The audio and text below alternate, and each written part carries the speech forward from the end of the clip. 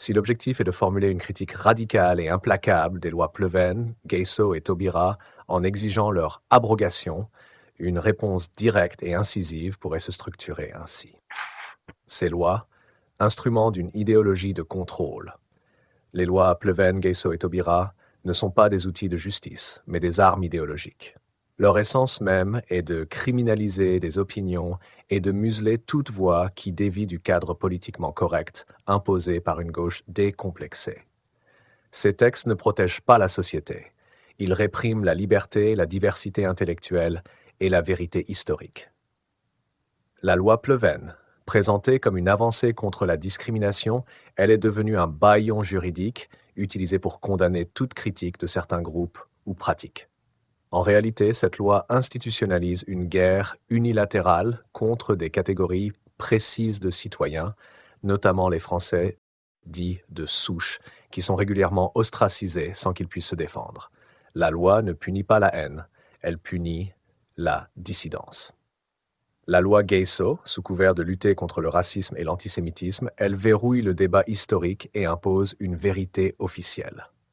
C'est une loi qui criminalise les chercheurs et les penseurs, transformant l'histoire en dogme. En quoi interdire des débats académiques renforce-t-il une société libre? Cette loi n'est pas une défense des opprimés, c'est une attaque contre la liberté intellectuelle. La loi Taubira, elle ne vise pas à rendre justice, mais à imposer une lecture partielle et culpabilisatrice de l'histoire. En occultant volontairement la traite négrière arabo-musulmane, elle manipule la mémoire collective pour alimenter une idéologie victimiste. Taubira elle-même l'a reconnu, préférant protéger certains groupes plutôt que de dire la vérité. Peut-on tolérer une telle falsification historique au nom de l'idéologie? 2. Une machine judiciaire contre le peuple. Ces lois, soutenues par une ville de la magistrature militante, ne s'appliquent pas équitablement. Elles sont des outils de persécution ciblés. Les faits sont clairs. Les injures et provocations contre les Français blancs ou les chrétiens sont souvent ignorées, malgré les dispositions légales existantes. Des insultes comme «sale blanc» ou des attaques contre les églises ne déclenchent que peu ou pas de poursuites. Les mêmes propos inversés et dirigés contre d'autres groupes entraînent des condamnations immédiates et médiatisées. Cette asymétrie judiciaire alimente un ressentiment croissant et légitime. Le syndicat de la magistrature, acteur majeur dans cette dérive, est devenu un instrument politique. Sa fameuse mur des conses révèle son mépris pour une partie de la population française. Dissoudre ce syndicat est une nécessité pour restaurer une justice impartiale et débarrassée de tout militantisme. 3. Une manipulation mémorielle pour diviser. La loi Taubira, en particulier, illustre comment la mémoire est utilisée comme une arme. En choisissant de ne reconnaître qu'une partie de l'histoire de l'esclavage, elle nourrit une division artificielle entre groupes ethniques. La traite transatlantique est condamnée, mais les traites internes africaines et arabo-musulmanes sont sciemment ignorées, bien qu'elles aient été plus longues et tout aussi brutales. Cette sélectivité n'est pas une omission innocente. Elle alimente une culpabilisation des Français et une victimisation d'autres groupes. Le but, maintenir une fracture identitaire qui empêche tout retour à l'unité nationale. 4. Une justice biaisée, une société bâillonnée. Ces lois ne protègent pas les citoyens.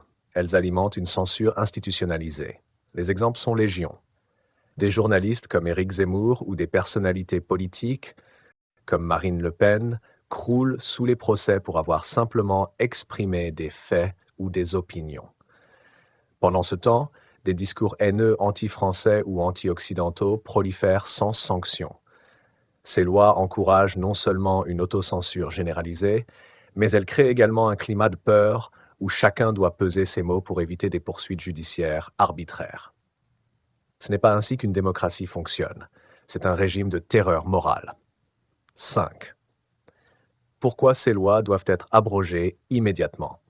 Elles sont anticonstitutionnelles dans leur esprit. En restreignant la liberté d'expression et en imposant une vérité officielle, elles contredisent les principes fondamentaux de la République française, qui garantit l'égalité devant la loi et la liberté de penser. Elles divisent la société. En victimisant certains groupes et en diabolisant d'autres, elles aggravent les tensions communautaires au lieu de les apaiser. Elles sont inutiles. Les articles existants du Code pénal suffisent pour réprimer les discriminations et les appels à la haine sans créer des catégories de crimes protégées par des lois spécifiques. La solution, un retour à une justice neutre et universelle. L'abrogation des lois Pleven, Gayso et Taubira permettrait de revenir à un système de justice réellement républicain. Quelques propositions pour aller de l'avant: supprimer toute législation spécifique sur les discours ou mémoires communautaires. Un délit est un délit, quelle que soit l'origine ou la religion des parties. Dissoudre le syndicat de la magistrature pour mettre fin à l'influence idéologique dans les tribunaux. Réintroduire un cadre juridique strict sur la liberté d'expression, punissant uniquement les appels directs à la violence, sans criminaliser les opinions ou les débats historiques.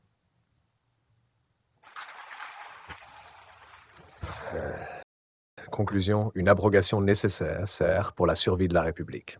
Ces lois ne sont pas des garanties contre la haine, elles sont les outils d'une idéologie qui étouffe la liberté et détruit l'unité nationale. Les abroger est une urgence pour restaurer la véritable justice, garantir l'égalité de traitement et redonner aux citoyens la liberté de penser, de débattre et de vivre sans peur de représailles judiciaires. La République ne peut prospérer sous le joug de la censure, elle doit se libérer de ses chaînes.